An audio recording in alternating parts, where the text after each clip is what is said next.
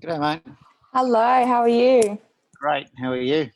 Good, thank you. Is everything working so far with your audio and that? Yep. Can you hear me well enough? Can you hear me? Yep, can hear you great. I don't need that then. Beautiful. We would just wait a couple of minutes. Just maybe, 2 or so minutes past. Oh, you look nice. Where are you? Outside? Out in the back deck, under the barley hut in the sun. Oh, nice. Let me just... Great place to be. It's the only quiet place. My son's playing Fortnite inside, so that wouldn't be a suitable background, I don't think. Probably not, no. How was your day today? Yeah, it was good. It was pretty relaxing, actually. I slept most of the day. Not most of the day, but most of the day, which is good. How about yours? Yeah, pretty good. It's just lots of time with the wife and gardening and walking the dogs, so just lazy Sunday. It is. I love the Sundays that are like that. You just get everything done and just relax a bit, so it's good. That's right. Okay, let me just check our side. And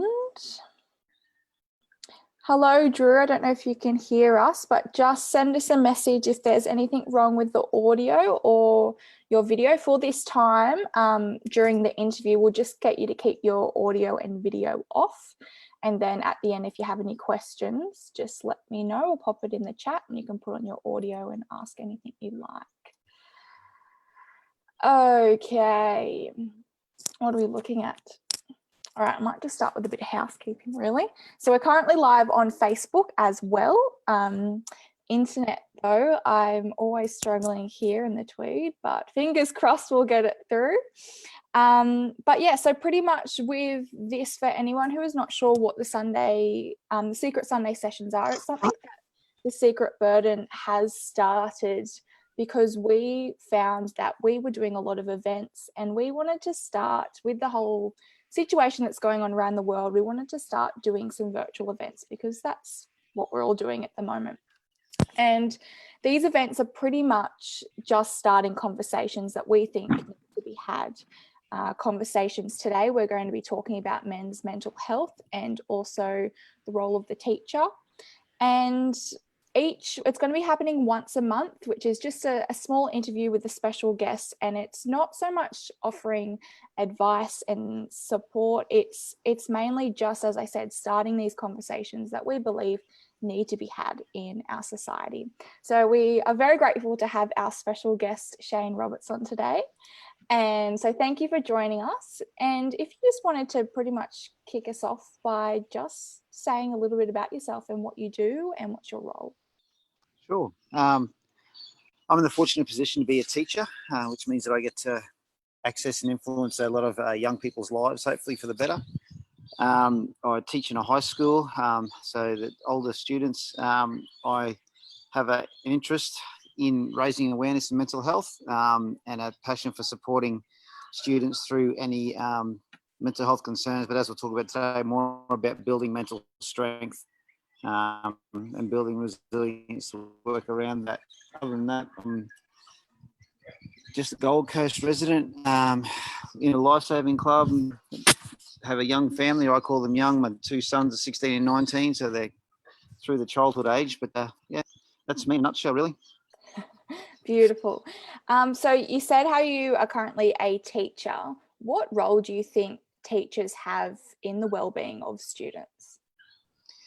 It's a very interesting question. And I reckon the answer depends on who you ask. So because I have an interest in it, I think we have a very significant role where it's I often describe teaching as the only job where every year we get the opportunity to significantly influence at least one person's life.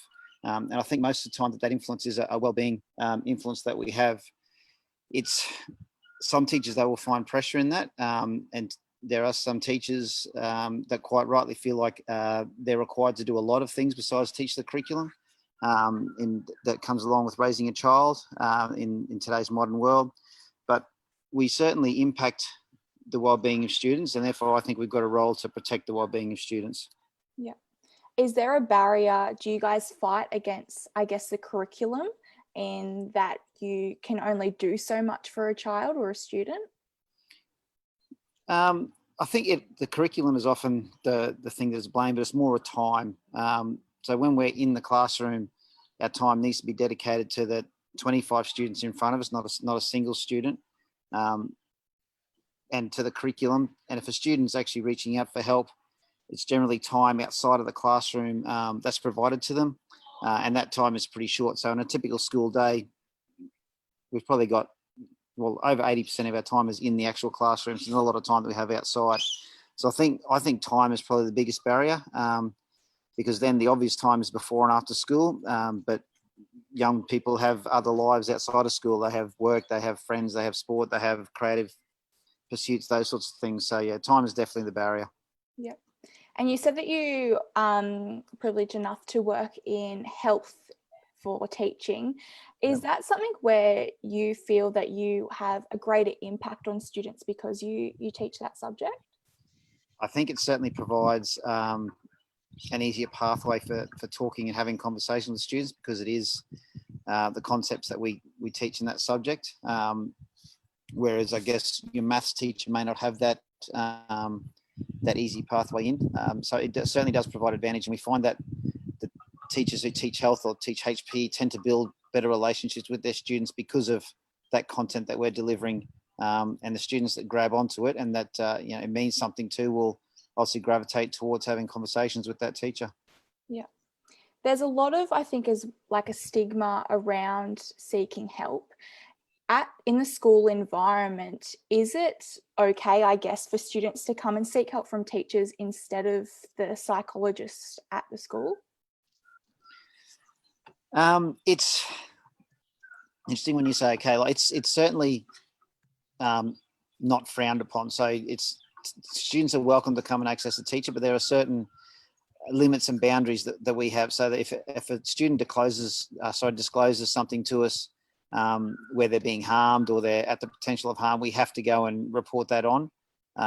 So that's a legal requirement for us to do. So there are certain legal boundaries that bind us, but I think it's really about trust. And if the students haven't built a trust relationship with the counsellor or the psychologist as yet, the teacher's the easy one for them to start that off. And hopefully, if it's a fairly critical mental health concern, I'd like to see myself as a stepping stone on the way to the more qualified and professional help that the psychologist and guidance officer can provide them. And before we talked a little bit about the stigma, do you think that the stigma of mental health, especially to do with men's mental health, is still very much present today? Definitely. It's an interesting thing. From my perspective, mental health is more easily spoken about, and you see a lot more conversations about mental health and a lot more, if you're into social media, a lot more posts about it's okay to not be okay and those sorts of things. But when it comes to actually helping a male or being a male with a mental health concern, I think the stigma is still very real, and the most significant barrier to men actually seeking help. Why do you think that is? I don't know the full answer, but I reckon it's because evolutionary and culturally, men are the fixers. Men are there to fix the problems. So, your car breaks down, you're going to fix it. If your tire breaks down, you're going to change it. If the door's busted, you're going to fix it. We don't often reach out for help, even for most things around in our lives. And it just, I think, extends to that in mental health. There's still a cultural expectation that we're strong, that we hold things together, and that we're the protectors, and that protectors don't show weakness.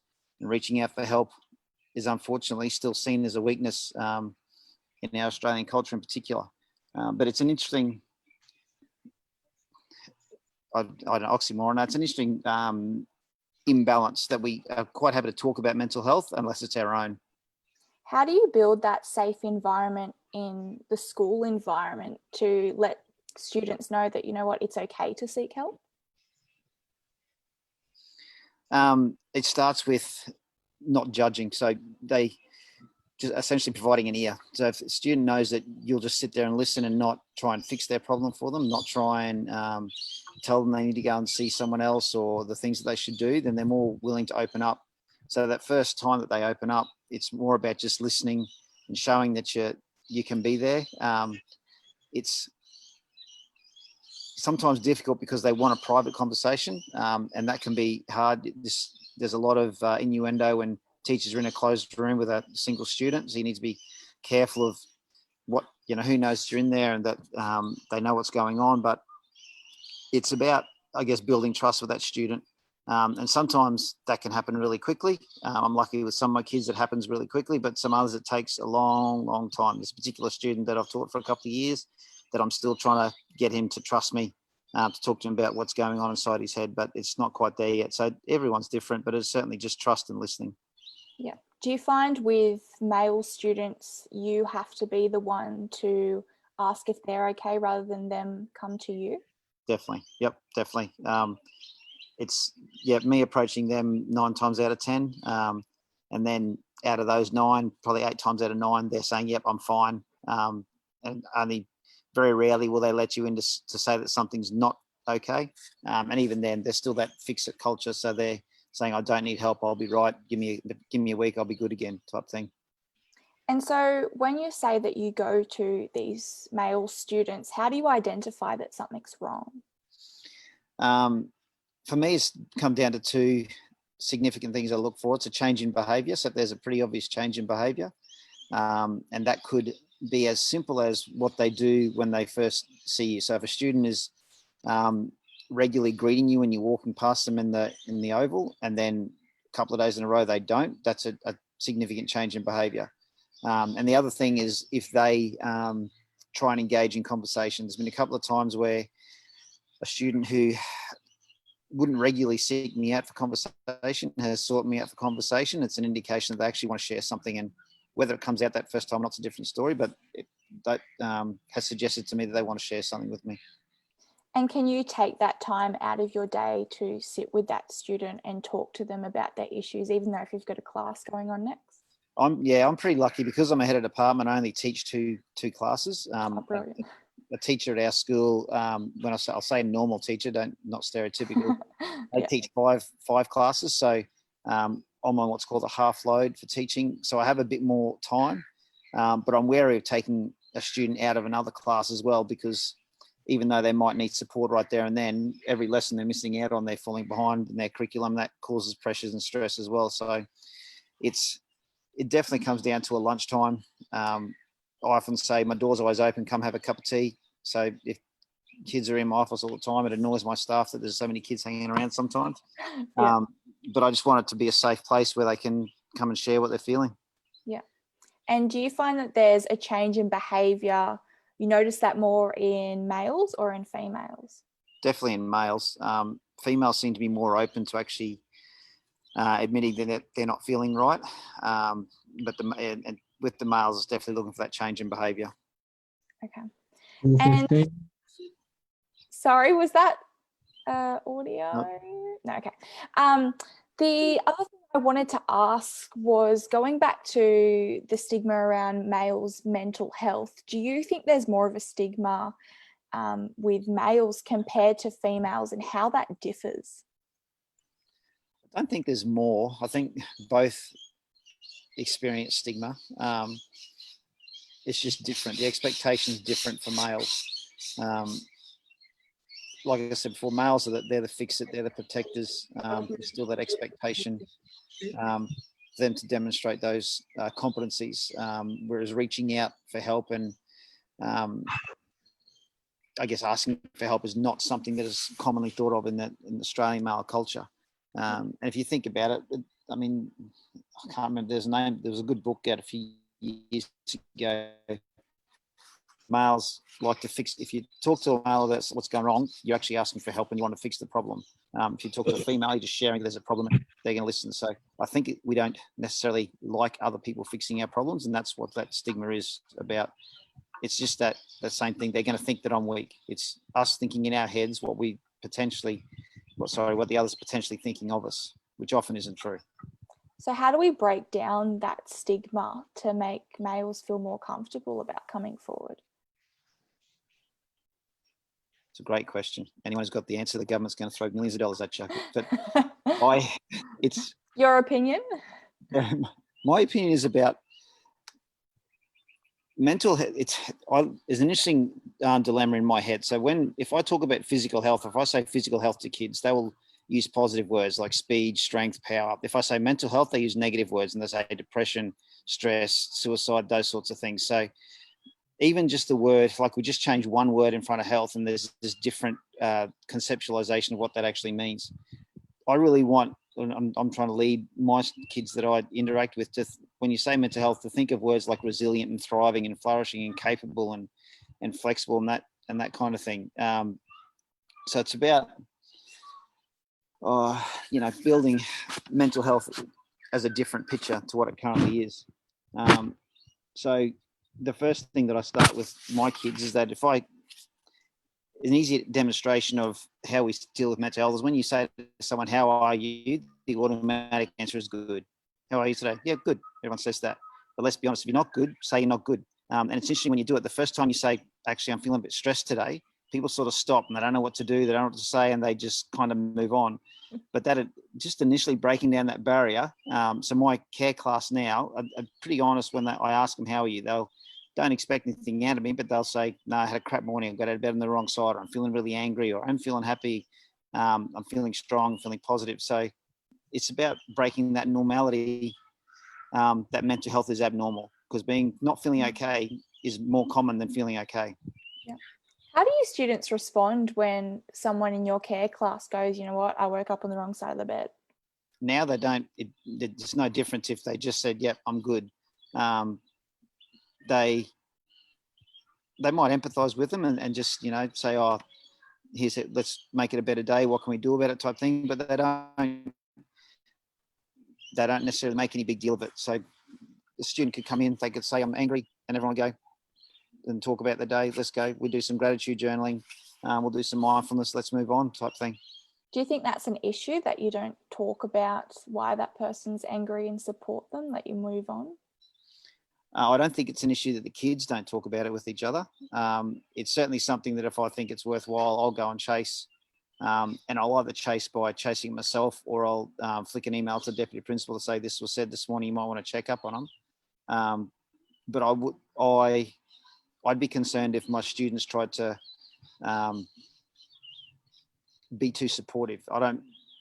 Only because I think they don't know as much as yet. And I'd be wary of them saying the wrong thing, if that makes sense. Don't know if that answers the question well. Yeah, no, I completely understand. And back to that as well, do you think that when you really assess someone's behavior, that you have to sort of look at it and go, is this attention seeking or not? Do you find that that's a major player in schools, that kids may be just seeking some attention? Oh, definitely. Particularly in my school where there's 2,700 kids, it's easy to not have attention on you for a day. So there are certainly things that students will do to gain attention. And even just if you see them withdrawing and not engaging, sometimes that's just to be not normal and get attention for that kind of thing. But if I see that happen, I just give them attention. I'll just go and say good day to them and have a quick conversation. Normally, that's enough to potentially get an insight as to whether it is something serious or whether they're just feeling a little bit off today. Yeah. Okay. And I want to switch now over to you. Yeah. How do you look after your mental health? There's a few things that I do, and I'd have to say I've got the experience of age. So being an older person, there's lots of things that I've tried and learnt as I've gone on. So it's not as easy for young kids because they haven't had that experience. But one of the biggest things that I've done lately is finding what I call mental space. So I'm a very busy person. I have a lot of different jobs and volunteer roles and things that I do. And that used to run me a couple of years ago. It would be a fully booked calendar, racing from one thing to the other, making sure I'm prepared, I'm organised, having email inboxes open, responding, to emails as soon as they came in. It's about Okay. changing that. Be back before dark. Have you got your phone?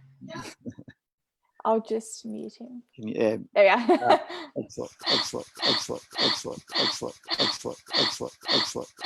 So that if I don't deliver on something, so if there's a meeting I'm meant to go to, but I don't happen to make it, then it's not about not being stressed about that. And that's not an easy thing to do, to not be upset with yourself, to not admonish yourself when you miss something, and just to accept it as part of your life. It's an interesting experience last weekend. I'm pretty sure it was last weekend when it was raining all the time. And there's a number of jobs that I had to do. The house needed some attention, the yard needed some attention, the schoolwork needed some attention. The sun came out and my wife and I looked at each other and we said, let's take the dogs to the beach now when we got the opportunity. And there was no guilt about doing that, about leaving all the stuff that we had to do to something that was just nice to actually go and do. So that's, getting there is not an easy journey. Journaling has helped me get there a lot. So I've done a fair bit of journaling through my life, different types of journaling. But the concept of free journaling, where you just write what's in your head, I found to be the most helpful in that. Yeah. Do gratitude journaling. I do that with my class every morning, my care class, and some affirmations as well. Affirmations I haven't really stuck with. There's a guidance officer at school that put me onto affirmations. They worked when I was doing them consistently, but it's just fallen away a little bit. Life changes and new things happen in the morning. So my morning routine at the moment is a little bit out of kilter. I don't get that journaling and meditation that I used to have, but journaling for me has been the big one. Just been writing stuff down, and literally I used to journal electronically, didn't work as well. It's pen and paper is the way to do it. Yeah. How do you let students know that is how you take care of your mental health, and let them know that you need to give space for your mental health in your day? I'm actually quite open and talking to them about that kind of stuff. So I will, like I said, we do gratitude journaling with my care class every morning, and my 2 classes that I teach, we do gratitude circles at the start of the week. And I talk to them about why I do these things. If I see them having a not so great time, I'll talk to them about the processes of journaling and about potentially affirmations and things that you can do. It's hard to explain to them the mental space concept that I spoke about, because kids, they've got school pressures, then they've got pressures from their parents, and they've got pressures from their new jobs, they've got pressures from their sports or their creative pursuits, whatever they do. They don't have, I guess, the maturity in their head to realise that they're the important one, not the jobs that they have to do.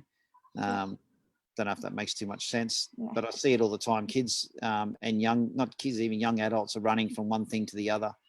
Even it's just running from family to work and back to family again.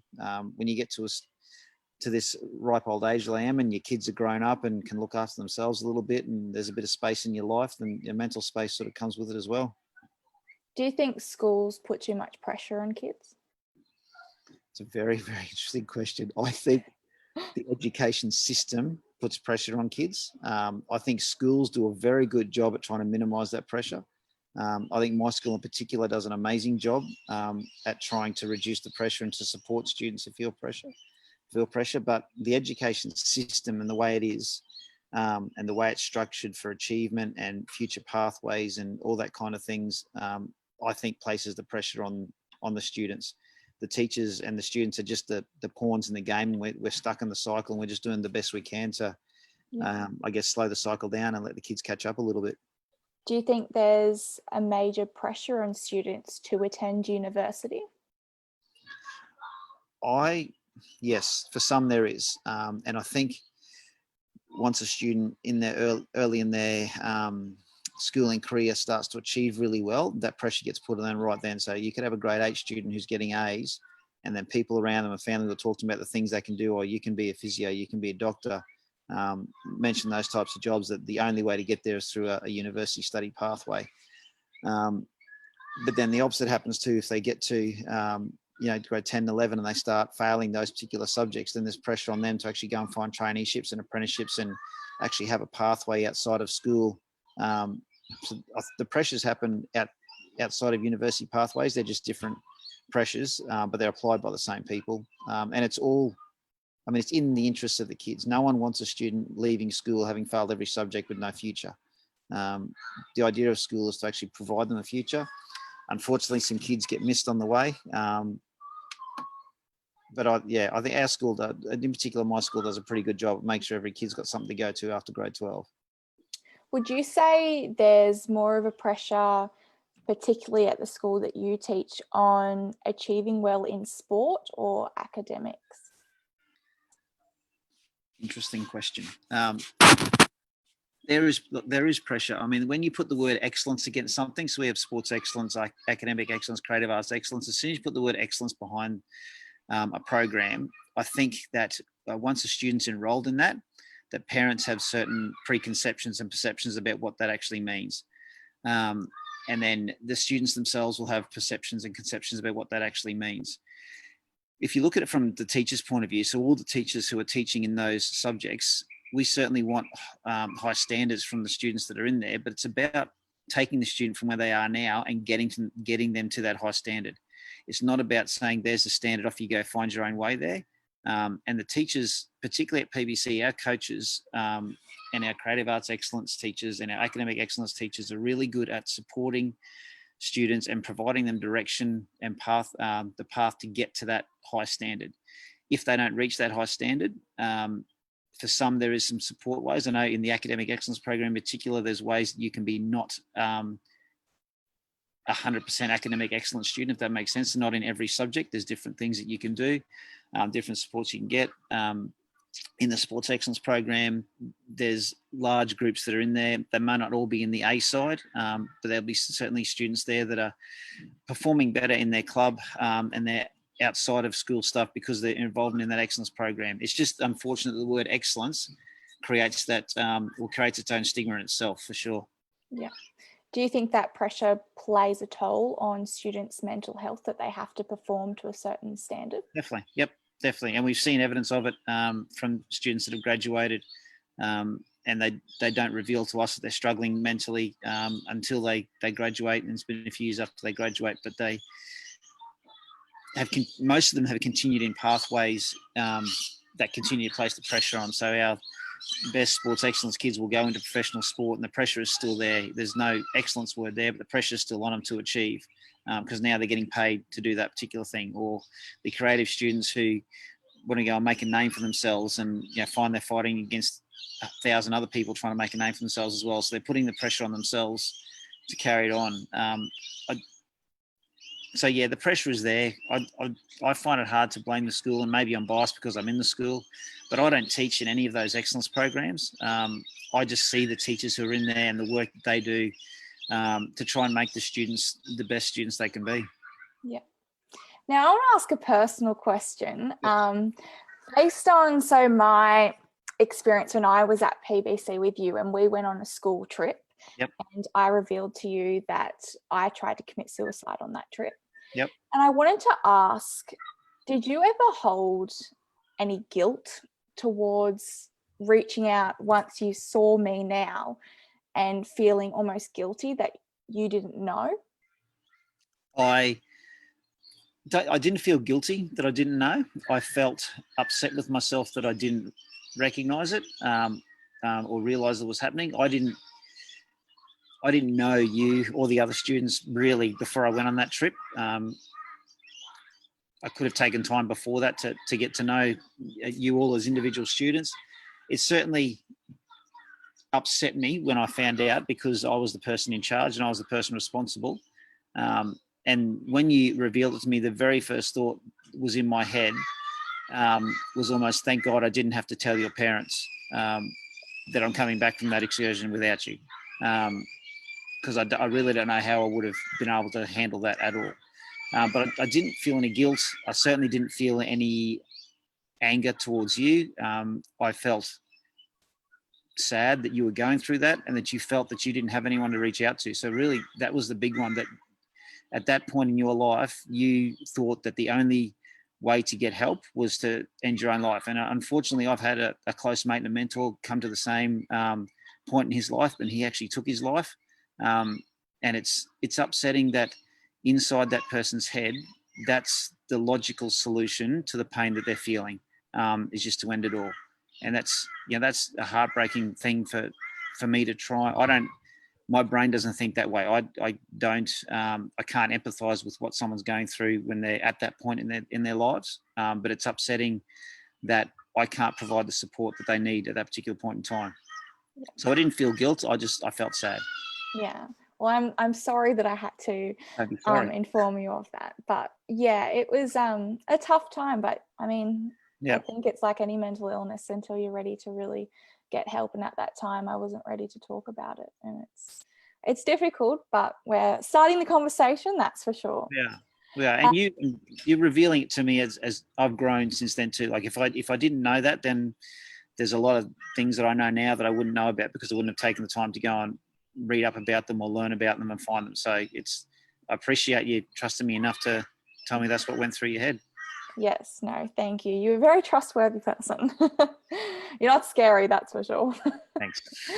And I want to talk about as well within your family environment. How do you said you've got 2 sons that also attend school.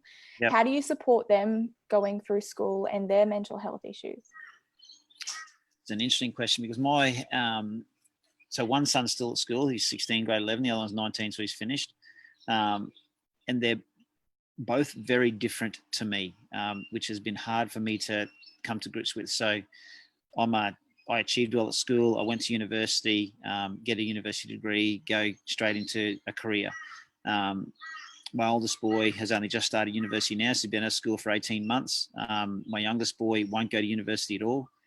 They're on different pathways, and that brings different battles to them inside their heads than what I've experienced. So the most difficult thing for me is coming to understand that they're not me, they're different to me, and that the things that I do don't necessarily work for them. And I'm still developing that. I still don't work well with my 16-year-old. I don't feel like I support him well enough. I don't feel like sometimes I feel like I'm more patient with the kids in my class than the kids in my own house, which is a bit upsetting. Because I have expectations. I have desires for the kids in my own house and what I want them to be. And sometimes my wife has to sit me down and say, "You're pushing too hard. They're healthy, they're happy, they're generous. What more do we want from them?" So that's probably been my biggest battle in relation to supporting someone else, is actually my own kids, interestingly enough. Where do you think that push and that drive for them to, I guess, do well comes from? For me, it's exactly what my parents did to me. It's the same way that my parents treated me, I think. And most parents will see evidence of their parents in their actions when they become parents. But it's also, and it's one of the big dilemmas that faces most schools teachers now. So at my school, probably a third of the kids are university bound. The rest of them are not university bound, but all the teachers were university bound. So 100% of teachers went to university, but we're teaching kids who don't want to go to university, who have no intention of going to university. So it's because of that, the history and experience we've had. And like I said, it's taken some pretty stern talkings from my wife, because she never went to university. She's been we'll say a tradie for most of her life. She's done different jobs. So it's a different concept, and it's understanding that, and I guess being open to understanding that there are differences, which makes it hard. So definitely from my own achievement and the fact that that's how my parents treated me. Yeah. Do you find that you have those male traits as well, that you just want to fix things? Yep, definitely, all the time. How do you cope with that? I've learned that when my wife talks to me about things she's going through, to try not to give her solutions, just to listen. I still mess that up sometimes, but I think I'm better at that. I'm learning to do it with my sons. Particularly my oldest boy, I will find that he won't come to me and I think part of it's because of that, because I'm judgmental and will try and fix things for him. So he won't share things that are really important to him. And and I don't want my younger son to develop that as well. So it's hard to not fix, because that's immediately where my mind goes. They say this is happening and I want to go and fix it for him. And sometimes it's, particularly my younger son, it's me actually going to do things at school for him to fix it. And I've almost got to put a big stop sign in front of my face and say, no, this is not the way to support him. This is not making him resilient. Give him the strategies and let him deal with it. So I'm still learning there. Yeah. Parents watching this, what advice would you give to them, or even just suggestions to them that are in the same situation as you, and almost going, well, how am I supposed to support my kids when I know that something's wrong, but I don't know what to do? Okay. First thing is, don't sweat the mistakes. If they do something and it doesn't work out, just accept it. You can't go back into the past and change it. So a big one is an assessment piece. They fail an assessment piece, there's no point getting angry. That's done and dusted. You maybe look at, all right, how do we address this for the next one, and what are some steps we can put in place to build some strategies, and learning what's important to them.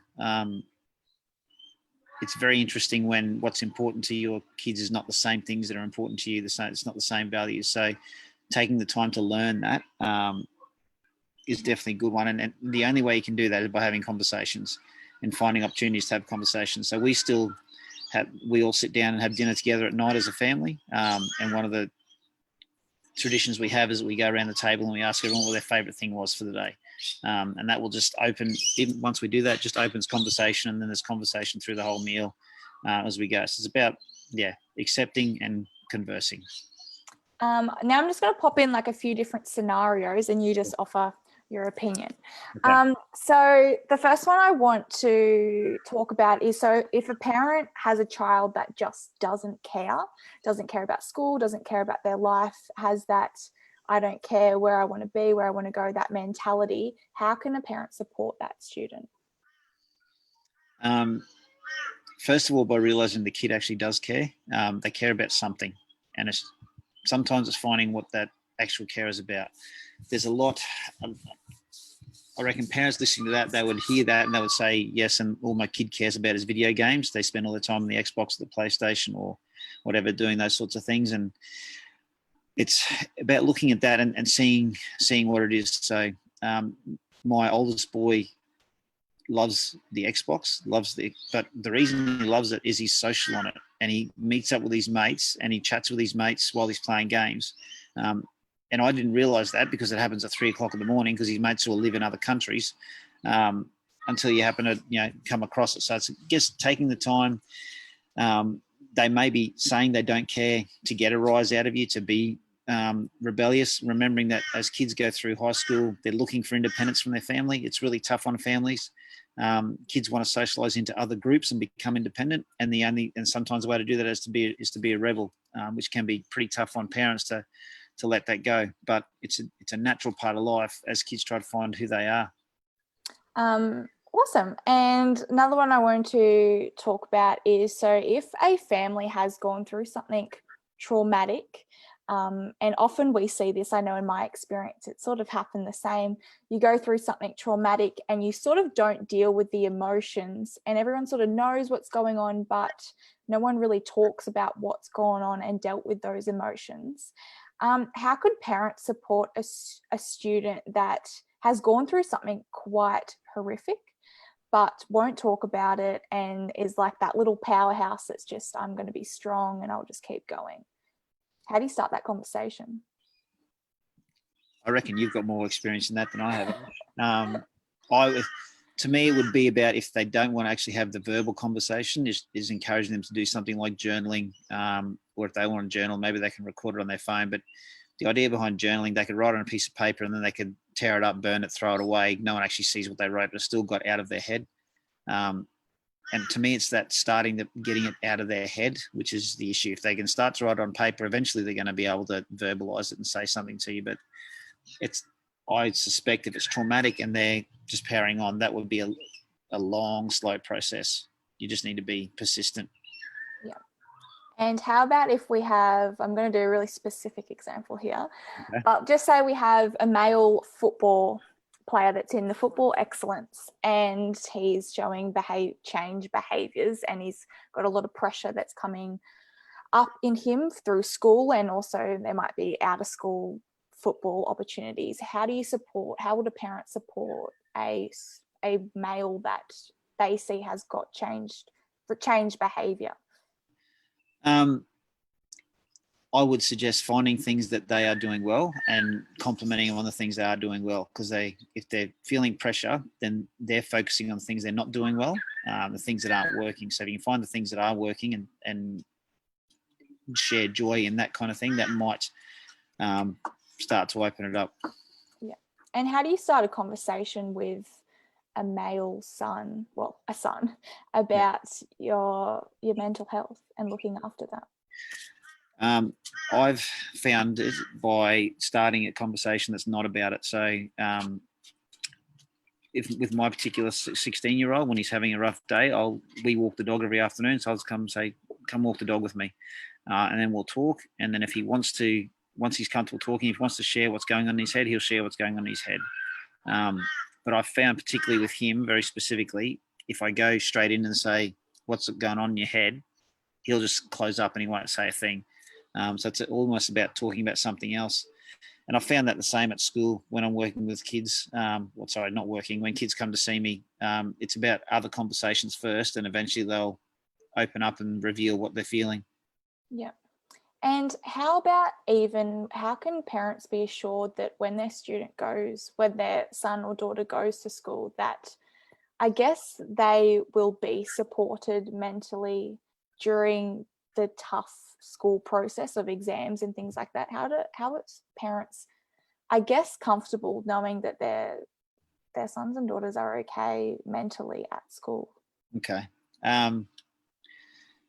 It will be hard for anyone to be assured, because it all depends on the student and how willing they are to put their hand up for help. So it'd be easy for a student to not reach out and to just slip by and not be noticed. I would just encourage talking to the teachers. All of the students will mention one teacher more than the others. Every student has their teacher that is their favourite out of their current batch they've got.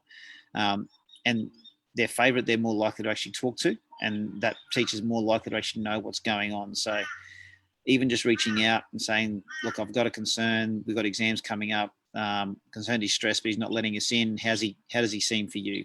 And most teachers will then keep an eye out the next week or so and get back and say, well, here's what I'm noticing. With those sorts of things. I'm lucky that I've got one particular teacher who takes interest in my youngest son. And is always having conversations when he notices changed behaviour and checking in that things are okay. So it just takes that one teacher. Awesome. And finally, how can students, if they're at school and they have that small window to actually ask for help, where do they go? Two places. They either go to a teacher or they go to the guidance officer. The guidance officer is probably the best one to go to. Even if they can't help them immediately, they can at least note down and then chase them up. So at my school, we've got a pretty broad welfare support team currently. It unfortunately didn't exist when you were there, but we've got, so now each year level has a dean, each year level has a year coordinator, each year level has a deputy principal that looks after them. They've got the guidance officer. We have two guidance officers in there. We have a school psychologist. We have a school-based youth health nurse. We have teachers that are open to supporting mental health. And then we have some students who've gone through it that also support other students as well. So there's quite a few. The deputy principal at our place is the key person. They will know who needs support and who they're getting support off. But it's just about reaching out to anyone. So a teacher first up, just because they're the easy access. They see 4 teachers a day. It's easier to see a teacher than it is a year coordinator or a deputy, because they're all over the place. But you just got to read. They've just got to open up and say, "I'm not feeling great. I need some help." Okay. And same with parents, if they have a concern, to contact because with such a large school, I know like PBC, how would a parent get in contact with someone at the school who I guess actually knows who their child is? Because with such a big school, it can be, you can get lost in the crowd. Yep.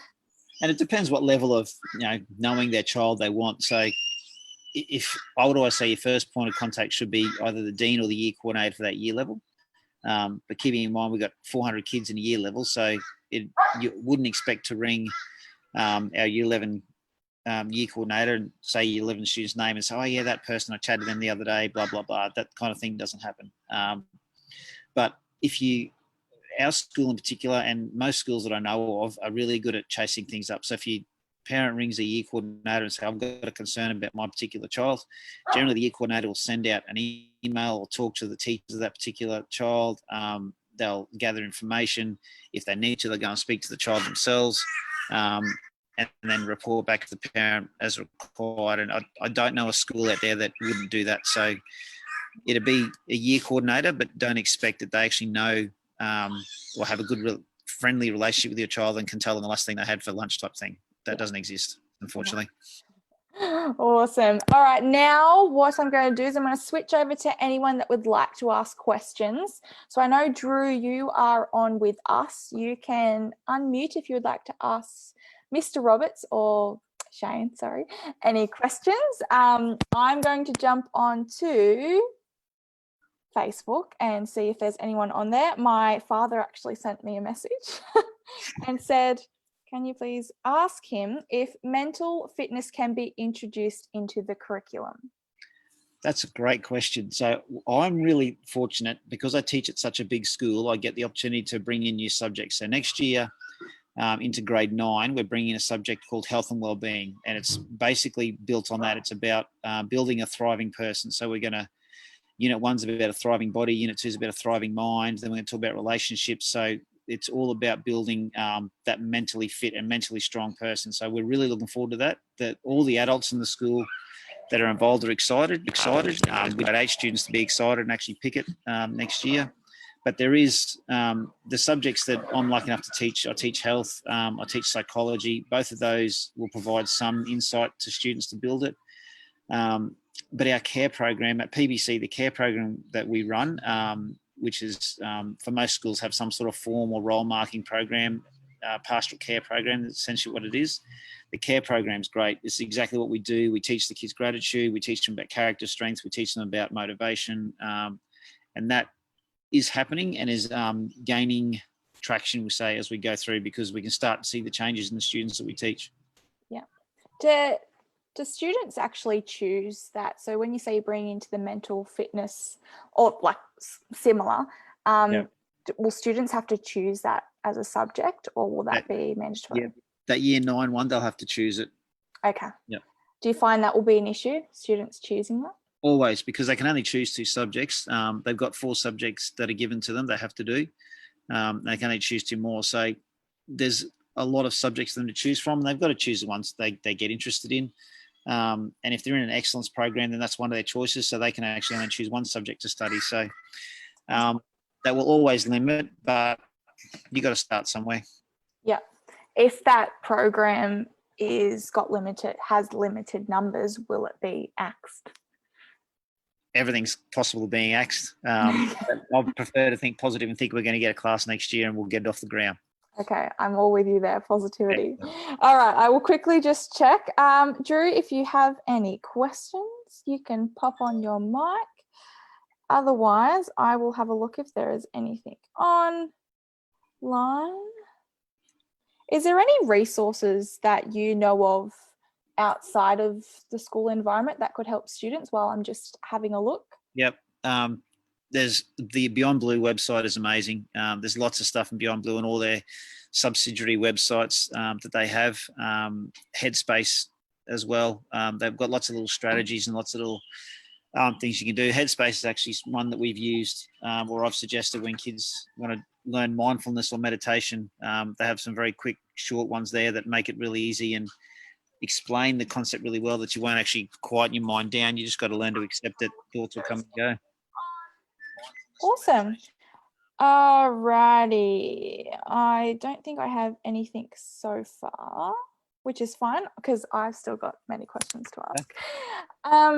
So I want to take it back to the school environment. With it being such a major part of students' lives, Why do you think that students take, I guess, that pressure on board at such a young age, like the pressure to succeed? Where do you think that pressure comes from? I think it's our culture. We're an individualist culture where the individual's achievements and successes are prioritized and celebrated. And, we see it all the time when people win things, and we have many competitions out there where you just become a winner and no one remembers second place, or everyone remembers the person who got the highest grades in the school, but no one remembers who got second place. That's just the culture that we're in. That's Western society. I think, and that's where it comes from. I don't know. I don't think there's a way around it. Do you think it's enhanced now that social media has been introduced? Definitely. Social media is, it's driving competition, and it's driving stress levels, and it's driving mental health concerns considerably because of that, the ease of self-comparison. I think that's one of the big issues that kids these days face, is comparing themselves to someone else. And I always laugh and pay my students out when I see them take 17 shots for their Instagram post. Just put the first one up there. Who really cares what it looks like? But it's all about putting the perfect one up there and making sure it's the one that looks right, and then going back and making sure that the right people have liked it and all that kind of stuff. So, yeah, social media is definitely a problem. And it's unfortunately not something that we teach people to use effectively, because social media can be a very effective medium for certain things. So when you get to my age and you don't necessarily use it for self-promotion, but it's a lot of collaboration there. So there are a lot of teacher groups on Facebook that are sharing resources and sharing strategies about teaching their particular subject. And that's what it should be about. It shouldn't necessarily be about the self-promotion and then the comparison that unfortunately people will go to. In the school environment, do students have phones in the classroom? Yep. It's Do you find, you'd have to chop their arm off to leave their phone outside. is there, this is just a general question, do you guys have I don't know if it's a policy or whatever it is, that allowed phones or anything in the classroom? Our rule at school is that unless you're using it for learning, it's out of sight, and shouldn't be heard. So there are some teachers who will use them for learning. You can run a Kahoot and they can answer the Kahoot on their phone, or they can take pictures of the whiteboard or those sorts of things, but they're not. They shouldn't be out all the time. But it's interesting watching students. They can't ignore notification. So the light flashes, that goes, something's happened. They really struggle to ignore it. They've got to go. They feel the need, the drive to go and check it, which is, to me, is a concern. How do you manage the phones in the classroom? How do you know who's using it for learning and not? Different people do different things. But most teachers will know when, they'll instruct the students to take it out. So if I've finished a whiteboard, I'll say you can take a picture of that if you like, and the phones will come out to take a picture. There's subtle ways to do it. So you could offer the students, say, if you want to put your phone on charge, come put it on charge up the front, and that way it's away from them, but it's on charge. They feel like they're getting a bonus because their phone's being charged up, but it's not actually where they can use it. Most of the kids will, I don't know, when I walk into classes, they've got them somewhere. It's in their pocket or it's on their desk. But I think at PBC in particular, we're really lucky with that many kids. Kids are generally well behaved and they do the right thing. You won't walk into a class and see a kid on a phone, have taken a phone call or sending a text message. I'm sure it happens because you can't manage 25 kids and see them all at once. They'll post something to social media or something like that, but generally they're just using it for the right thing. In the classroom, do you see the pressures of social media get to young people and also impact, I guess, their status in their grade? Yeah, and in different ways. So one of the interesting conversations I've had with kids when they get to grade 12, and it amazes me that there's someone they don't like, and when I'll drill down and ask them why they don't like them, they can go into their phone and pull up a post from 2 years ago where that person insulted them, and that person has no memory or recollection that they even made that comment, but this person's held on to it and literally held on to it. It's in their phone. They can go and find it. They've taken a screenshot of it, and they've just ridden that, and I find that happens way too much. They can talk very specifically about the people who've made comments or done something with their social media posts in a negative way, in a non-appreciative way. So I know we talked about mental health, but do you think that now in, let's just say 2020 and 2019, that there's more pressures on people bullying themselves, as in bullying with their own mental health, or students bullying each other? It's an interesting, bullying could be a whole other hour conversation. So there's a lot of people assume that if someone says something negative, that they're bullying, and they'll interpret it as bullying. Bullying, by the definition, is a pursuit of someone to bring them down. I think that people will bully themselves more readily than other people will bully themselves. Hang on, let's start that again. An individual will bully themselves more readily than they'll bully someone else. They may make comments to someone else, but it takes a bit to actually, I think, become a bully to someone else. But there is definitely a lot of evidence of people bullying themselves, and making, yeah, as you would certainly know from your experience, that like the saying that you have, don't let your body bear the burden. I can't remember what it is. Don't let your mind bully the body into carrying the burden. Excellent, that one. That's beautiful. That was all my mum. Yeah, but no, it's exactly what it is now. I mean, that lives on my wall in my office now, and kids talk about it all the time, and they can reflect on it and say, yeah, I do that to myself, and we do. And it's not just kids; lots of people do it. We force our bodies to carry a burden that we don't need to. Yeah. Wow. Oh, I feel kind of blessed though. I'm going to share that to mum. Make sure she's like in your office. I'll do a final check. But while I'm asking that, I also wanted to touch on, we were talking as a little bit before about social media. Do you find there's more of an impact on students, on female students, than male students? I think the impact's equal, but I think females show the impact more readily than males do. I think the impact is just as significant for males, but they will tend to bury it down and hide it and pretend it doesn't hurt.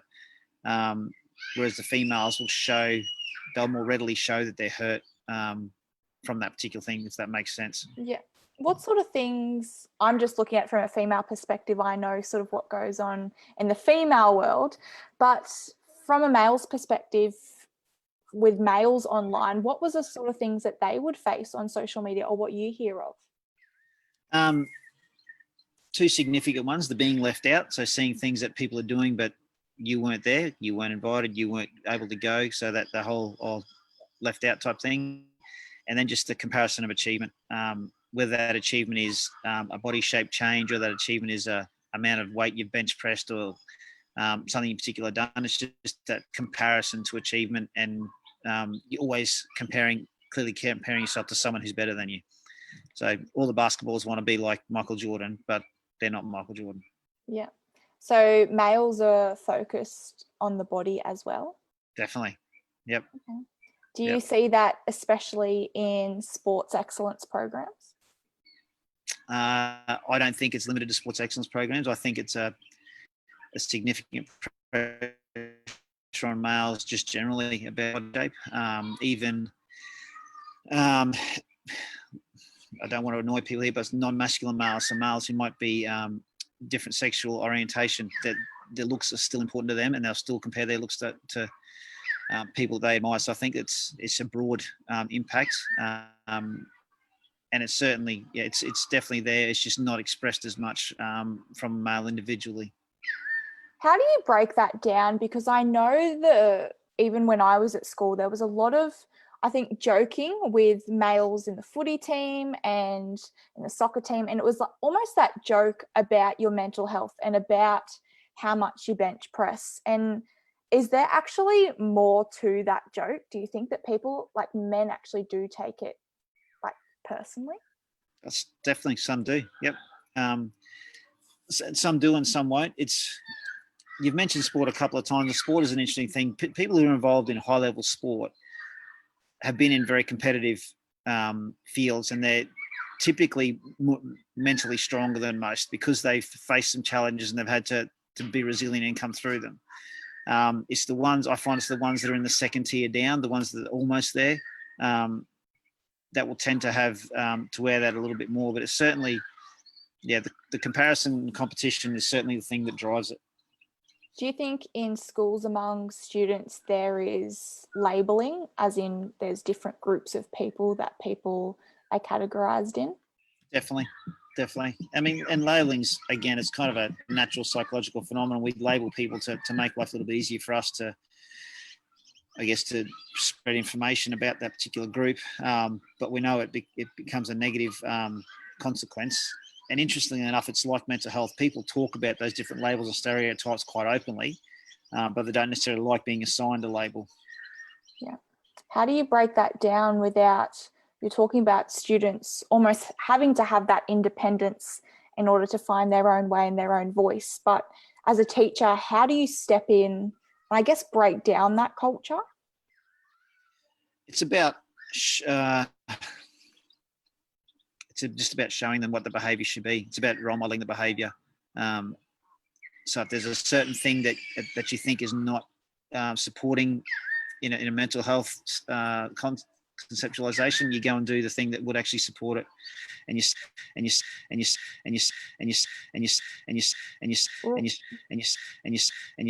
have you stuttering multiple times.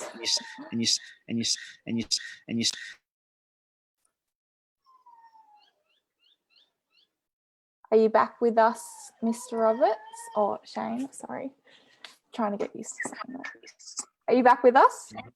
Yeah. Yes. Okay, cool. You just had a stutter that just lasted, it felt like 5 minutes, but it didn't. Okay. Continue your answer. I don't know where. We're back to you stuttering. I've just had to mute you again. Okay. I don't know. Try 3. It's about There we showing are. them, here we go, showing them different behaviours. So if there's something they're doing that doesn't work, show them what the other behaviour should be, and hopefully they'll just follow. Eventually they'll model it. Awesome. Was there any final sort of, I guess, comments or resources that you want to offer parents out there, students out there, anything that you'd like to say just before we head off? Because we have, I think I've questioned myself out and questioned you out, hopefully. Might need to go back to bed after this. Just about trusting, trust each other, trust the school that you're at. If you really don't trust the school that you're at, then maybe it's time to find a school that you can trust. And there's been certainly cases where students have left one school where they haven't fared well and gone to another school and they fared beautifully. So sometimes they might need to find that person and they're in a different school. But certainly Beyond Blue and Headspace are the two that I'll always suggest people go to. There's lots of information on there about supporting mental health and supporting your own mental health. Beautiful. Thank you so much. I really appreciate you taking the time out of your Sunday to join me today on our first Secret Sunday sessions with The Secret Burden and Shane Roberts. So I really appreciate you joining us, and we will have another one in a month's time with another special guest. But today, we just really appreciate you coming today, Shane. So, I appreciate being invited. Thank you. And hopefully we can start more conversations with your family and your young students. And if anyone is attending PBC, make sure that you seek help if you need it. And I'm sure Mr. Roberts will be happy to have a tea with you if you need that help. All right. Thank you so much. Everybody enjoy their Sunday, and we will catch you next time. Thank you. Bye.